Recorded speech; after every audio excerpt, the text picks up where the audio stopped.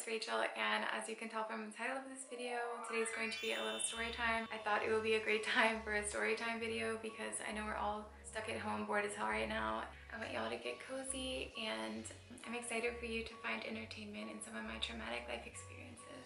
My Korea-versary, the anniversary of coming to Korea just passed. So I thought it would be a great time to take a little trip down memory lane. I've gotten this question so many times over the years, and at first I thought it was kind of silly because my first instinct is to be like, a plane? Like, look.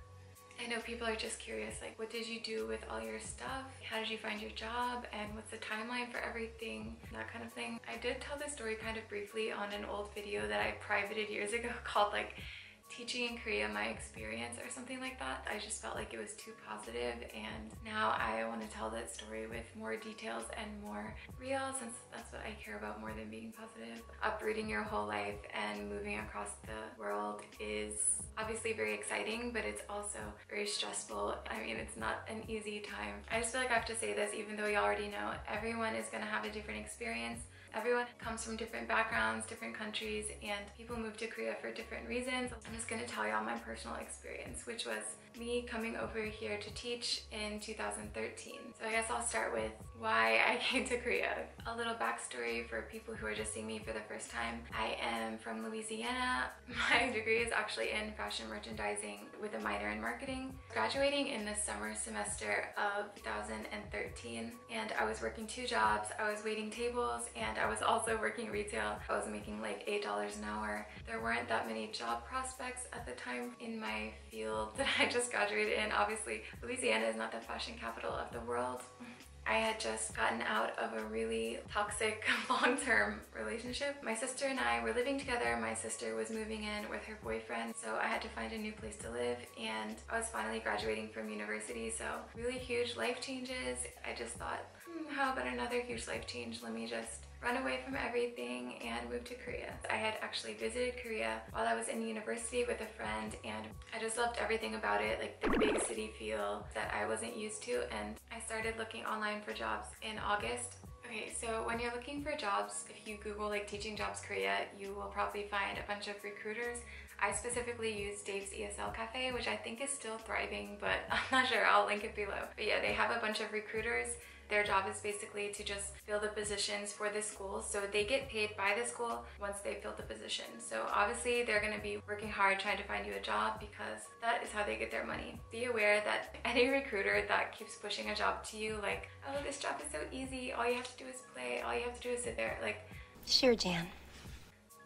Obviously that's not true. No teaching job is that easy. They're just trying to fill that position. So yeah, that would be a red flag. I messaged a few recruiters and they replied immediately because, like I said, that's how they get paid, is when they find you a job. They would send me a listing of all these positions. I wanted to be in Seoul because I was kind of scared to be in the middle of nowhere countryside, and since I knew a few people that would be in Seoul studying abroad, I really wanted to be there since I wouldn't know anyone. So the recruiter that I was talking to, she made it really clear that it was going to be impossible for me to get a job in Seoul because I had no teaching experience. I had just graduated from university, but I just trusted her and was like, okay, but there was a position that I really wanted because it was in the center of Seoul, so I told her that I wanted to set up an interview anyways, even if I didn't get the job. So she told me, like, girl, you have to prepare a lot for this interview, and then maybe you can think about the possibility of getting it. So that's what I did. I just did a lot of research. I was just ready to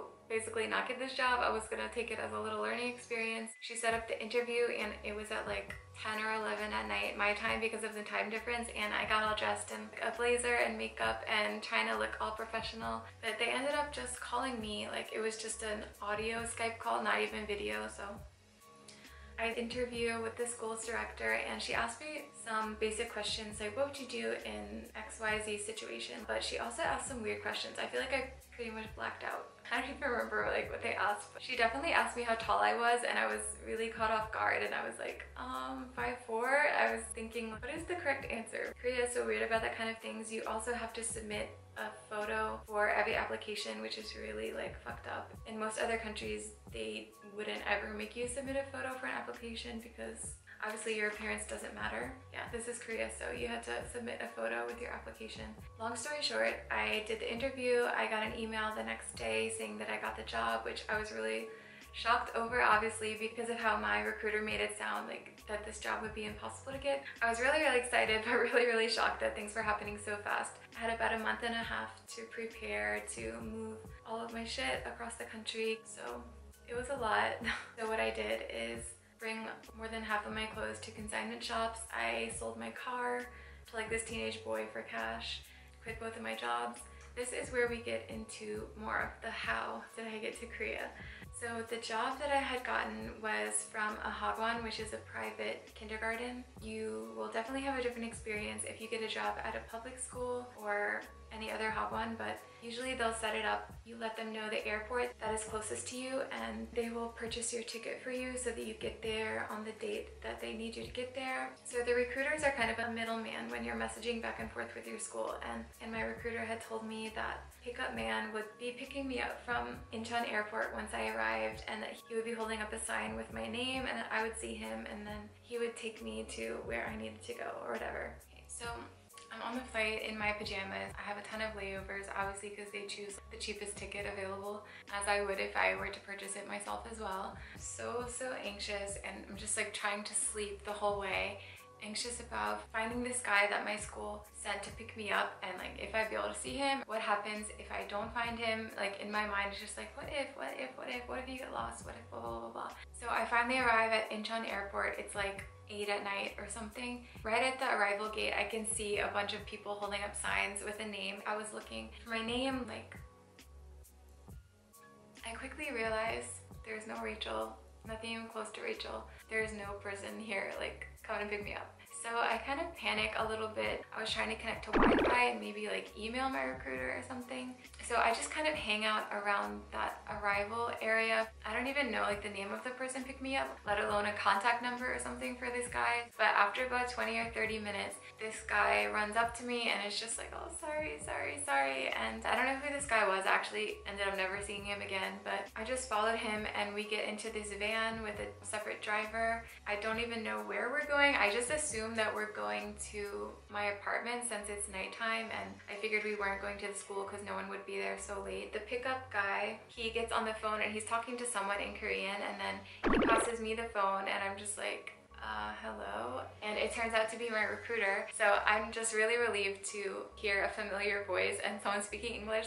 So I start talking with her and she just lets me know that we are actually not going to my apartment. The driver is actually taking me to a motel that I'll be staying in for a while until my apartment is ready.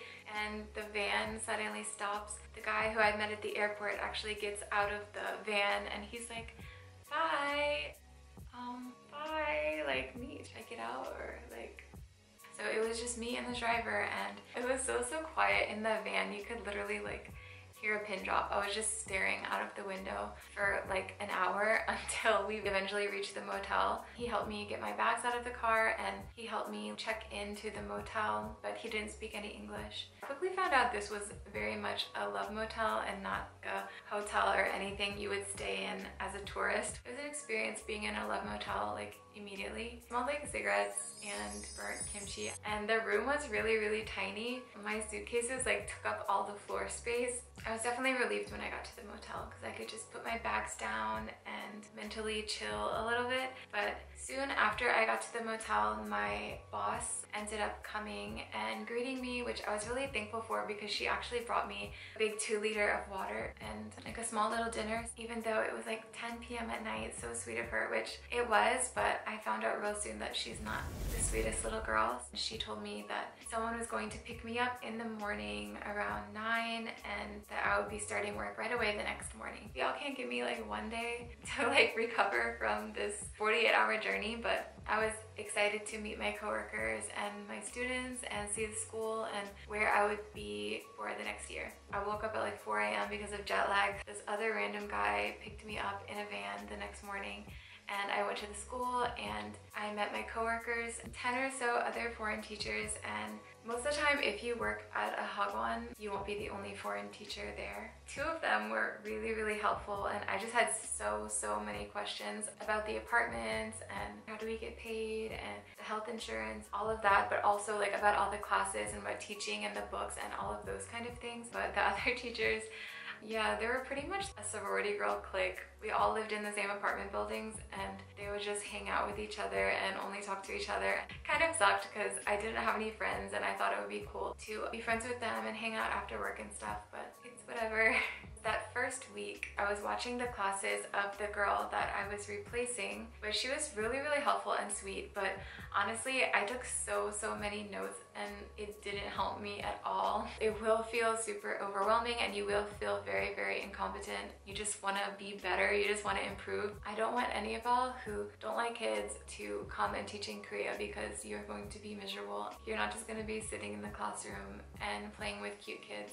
Like, no, that's not it, sis. It's a full-time job that is going to take over the majority of your life. That is where you are most of the day, most days of the week. It was really overwhelming just being in Korea in general, and after the observations and going back to the motel, I would literally just go get a chocolate bar and chips from the convenience store because I was too scared to like go try and order and eat at a restaurant, and I didn't have any friends to eat with. Fall asleep at like 7 p.m. and wake up at like 4 and just do the whole thing all over again. But things started to improve once I actually was able to move into my apartment, although it did feel like being in a stranger's apartment because it's completely furnished already and there's even bedding and curtains and like forks and spoons and dishes. Also, I just want to let y'all know that if you work at a hagwon, they typically only have 5 vacation days in summer and 5 vacation days in winter and 0 sick days.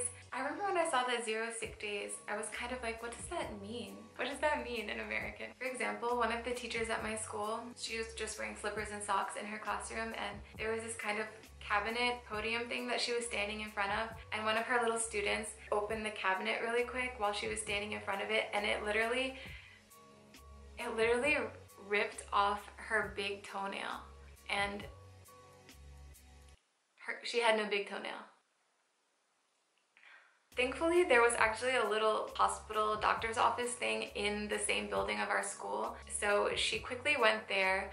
But y'all think she could go home? I think she deserved to go home after having her big toenail removed, but she did not get to go home. They gave her some medicine, wrapped it up. The medicine actually made her nauseous, so when she came back to school, she was like throwing up in the bathroom with her poor foot wrapped up. Teaching in Korea is not all sunshine and rainbows. I mean, it's exciting to have a new experience, and coming to teach full-time is 1,000,000% different than coming to Korea on a tourist visa just to hang out and sightsee, or coming here on a student visa and studying abroad. Not like my experience teaching in Korea overall hasn't been positive, because it has. I wouldn't still be here if I had like the most terrible experience. Just wanted to let y'all know that because I wish I would have had more of these kind of videos to watch 7 years ago when I was looking into teaching here. So if y'all want a video about like teaching specifically, I can do that, but I feel like everyone has such different experiences teaching here just because all of the schools are privately run, so they're all different. But yeah, I hope y'all enjoyed this. I know it's kind of all over the place, but keep in mind that this was 7 years ago, so I don't even remember what I did like yesterday. Please like this video and subscribe, turn on notifications. I just hope y'all stay safe, and I hope you're doing okay mentally and physically. Thank y'all for watching. Bye.